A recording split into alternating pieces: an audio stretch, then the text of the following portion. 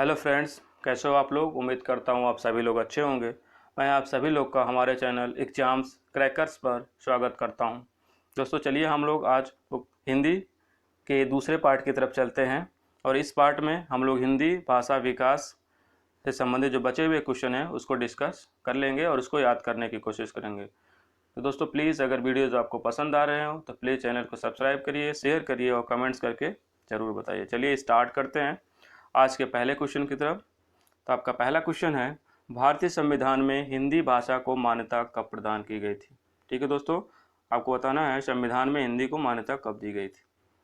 तो आपके पास ऑप्शन है 15 सितंबर, दूसरा ऑप्शन है 14 सितंबर 1950, तीसरा ऑप्शन है 14 सितंबर 1949 और चौथा ऑप्शन है 15 सितंबर 1950। दोस्तों जल्दी से सही आंसर आप टाइप करिए। आप लोग को पता है 14 सितंबर को हिंदी दिवस मनाया जाता है, तो 14 सितंबर तो सही होगा, बट कौन सा होगा, 49 होगा कि 50 होगा। तो दोस्तों इसका सही आंसर होगा 14 सितंबर 1949। चलिए अगले प्रश्न की तरफ बढ़ते हैं। अगला प्रश्न है, खड़ी बोली निकली है। ठीक है दोस्तों, तो खड़ी बोली जो है वो किस उपशाखा से निकली हुई है। पहला ऑप्शन है पूर्वी हिंदी, दूसरा ऑप्शन है पश्चिमी हिंदी और तीसरा ऑप्शन है बिहारी हिंदी और चौथा ऑप्शन है राजस्थानी हिंदी। ठीक है दोस्तों, तो खड़ी बोली निकली है, जल्दी से ऑप्शन टाइप करिए। तो दोस्तों इसका सही आंसर होगा पश्चिमी हिंदी।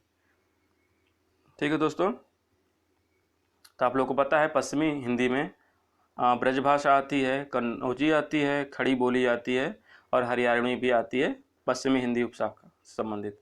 और पूर्वी हिंदी से दोस्तों अवधी आती है, बघेली आती है, छत्तीसगढ़ी आती है और बिहारी हिंदी से दोस्तों भोजपुरी आती है, मैथिली आती है और राजस्थानी हिंदी से दोस्तों आपकी मलावी आती है, मलावी सॉरी करें मालवी आती है, मेवाती आती है, जयपुरी आती है, जिसे मारवाड़ी भी कहते हैं।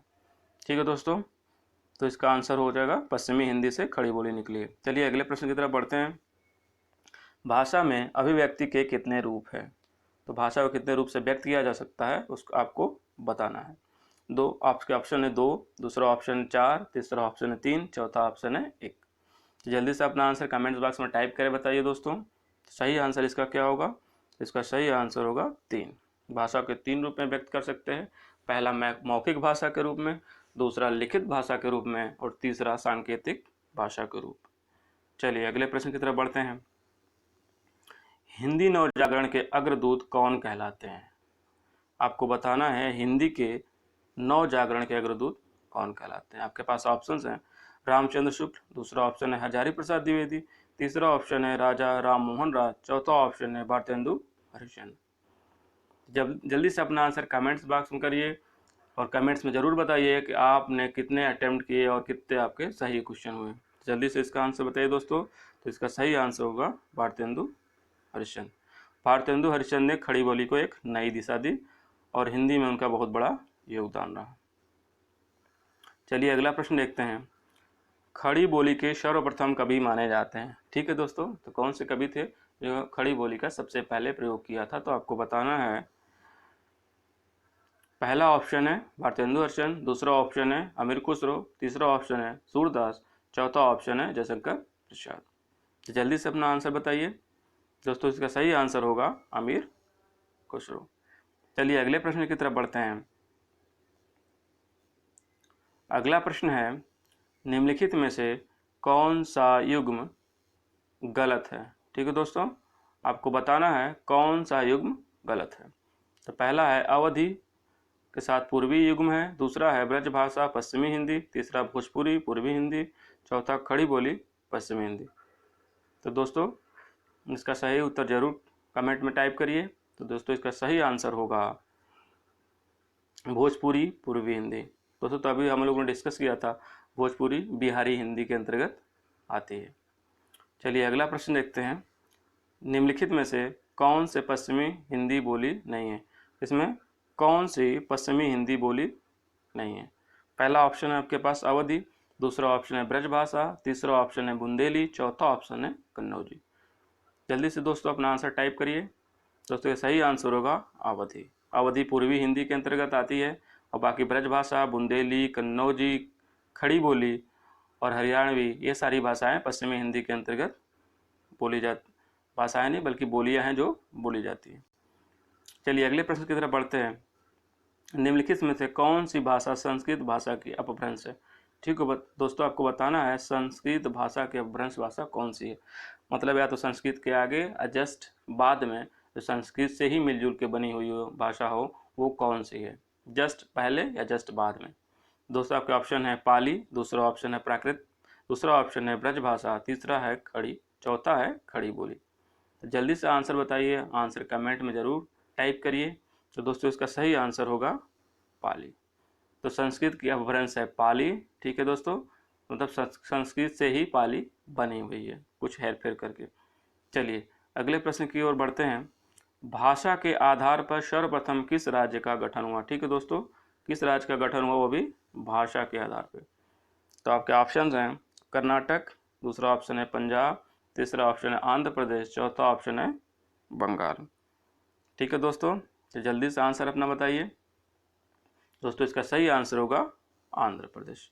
आंध्र प्रदेश 1956 में भाषा के आधार पर गठन होने वाला पहला राज्य था।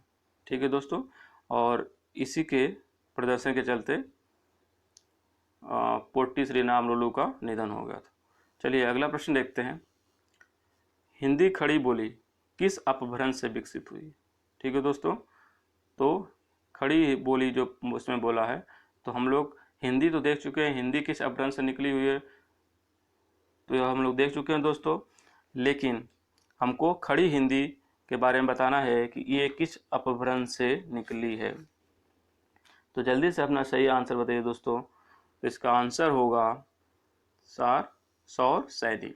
ठीक है दोस्तों, तो सौर सैनी जो उपभाषा है उसके अंतर्गत हिंदी खड़ी बोली आती है जो पश्चिमी हिंदी का पार्ट है। ठीक है दोस्तों, और बाकी मागधी में दोस्तों, मागधी में आपकी जो बिहारी भाषाएं हैं जैसे मैथिली हो गई, भोजपुरी हो गई और बांग्ला हो गई, उड़िया हो गई, ये सब सारी मागधी भाषाओं के अंतर्गत आती हैं। अर्धमागधी के अंदर जो पूर्वी हिंदी का जो पार्ट है दोस्तों वो आता है, बघेली हो गया, अवधी हो गया और छत्तीसगढ़ी। और सारसैनी में हमने बता दिया दोस्तों, पश्चिमी हिंदी की जो भाषाएं हैं वो सारसैनी के अंतर्गत आती है। चलिए अगले प्रश्न की तरफ बढ़ते हैं। हिंदी की आदि जननी है। ठीक है दोस्तों, आपको बताना है हिंदी की आदि जननी भाषा कौन सी है। आपके ऑप्शन है पाली, दूसरा ऑप्शन है प्राकृतिक, तीसरा ऑप्शन है अपभ्रंश, चौथा ऑप्शन है संस्कृत। तो जल्दी से अपना आंसर टाइप करिए, सही उत्तर बताइए दोस्तों। तो इसका सही उत्तर होगा संस्कृत। संस्कृत हिंदी की आदि जननी भाषा है। ठीक है, संस्कृत से ही अपभ्रंश होते होते पाली, प्राकृतिक, अपभ्रंश, अवहट से होते हुए हिंदी का जन्म हुआ, इसलिए आदि जननी हिंदी की संस्कृत। चलिए अगले प्रश्न की तरफ देखते हैं दोस्तों। अधिकतर भारतीय भाषाओं का विकास किस लिपि में हुआ है? ठीक है दोस्तों, तो जो मैक्सिमम भारतीय भाषाएं हैं वो किस लिपि के अंतर्गत आती हैं, उनका मुख्य लिपि कौन सा है? आपके ऑप्शन है शारदा लिपि, दूसरा ऑप्शन है खरोष्ट लिपि, तीसरा ऑप्शन है ब्राह्मी लिपि, चौथा ऑप्शन है देवनागरी लिपि। तो दोस्तों जल्दी से अपना कमेंट करिए और बताइए सही आंसर इसका क्या होगा। तो दोस्तों इसका सही आंसर होगा ब्राह्मी लिपि। ठीक है दोस्तों, तो ब्राह्मी लिपि से ही शारदा लिपि, खरोष्ट लिपि, देवनागरी लिपि या फिर मलयालम लिपि, चाहे तमिल लिपि, जितनी लिपियां हैं सबका इसी लिपि से विकास हुआ है। इसलिए मैक्सिमम भारत की जितनी भाषाएं हैं सबकी लिपि ब्राह्मी लिपि है। चलिए अगला प्रश्न देखते हैं। पूर्वी हिंदी उपभाषा के अंतर्गत पूर्वी हिंदी उपभाषा के अंतर्गत कौन सी बोली नहीं आती है? ठीक है दोस्तों, तो मैं आप लोग को बता चुका हूँ पूर्वी हिंदी भाषा के अंतर्गत कौन कौन सी बोलियाँ आती हैं। तो आपको जल्दी से कमेंट करके इसका आंसर बताइए। भोजपुरी पहला ऑप्शन है, दूसरा ऑप्शन है अवधी, तीसरा ऑप्शन है बघेली, चौथा ऑप्शन है छत्तीसगढ़ी। तो दोस्तों इसका सही उत्तर होगा भोजपुरी, क्योंकि भोजपुरी हम लोग को पता है बिहारी हिंदी के अंतर्गत आती है। जैसे बिहारी हिंदी में मैथिली आता है, भोजपुरी आती है और दोस्तों मगही आती है। चलिए अगले प्रश्न की तरफ बढ़ते हैं। हिंदी भाषा का प्रथम प्रामाणिक ग्रंथ कौन सा है? ठीक है दोस्तों, आपको बताना है हिंदी भाषा का प्रथम प्रामाणिक ग्रंथ कौन सा है। तो आपके पास पहला ऑप्शन है बिहारी सतसई, दूसरा ऑप्शन है आल्हा उदल, तीसरा ऑप्शन है महाभारत, चौथा ऑप्शन है पृथ्वीराज रासो। जल्दी से ऑप्शन बताइए इसका सही आंसर क्या होगा दोस्तों। तो इसका सही आंसर होगा पृथ्वीराज रासो, जिसको चंदबरदाई ने लिखा है। इसको हिंदी का प्रथम प्रामाणिक ग्रंथ माना जाता है। चलिए दोस्तों, आज के आखिरी प्रश्न की तरफ चलते हैं। आज का आखिरी प्रश्न है, निम्नलिखित में से कौन सी बोली राजस्थानी हिंदी के अंतर्गत नहीं आती। ठीक है दोस्तों, तो ये प्रश्न कई बार UPSC के एग्जाम में पूछा जा चुका है, तो इसका जल्दी से आंसर बताइए, इसका सही आंसर क्या होगा। आपके पास ऑप्शन है मेवाती, दूसरा ऑप्शन है हड़ौती, तीसरा ऑप्शन है मालवी, चौथा ऑप्शन है कन्नौजी। जल्दी से इसका सही आंसर टाइप करिए दोस्तों। तो इसका सही आंसर होगा कन्नौजी। ठीक है दोस्तों, बाकी मेवाती, हड़ौती, मालवी ये सारी राजस्थानी हिंदी के अंतर्गत भाषाएं आती हैं।